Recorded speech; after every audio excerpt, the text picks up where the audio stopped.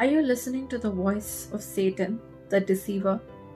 Satan is a big liar, and Satan's goal is to completely destroy you and completely distract you and bring you far away from the Father's love.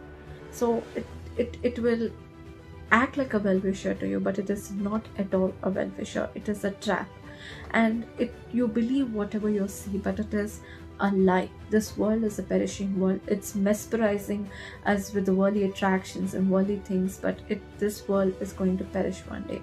So if you have a close relationship with God only, then you will be able to overcome every trials and temptations of this world, and you will be able to successfully finish the race with the help of Christ. So maintain a close relationship with the God, and do not listen to the voice of Satan. Only try to listen to the voice of God.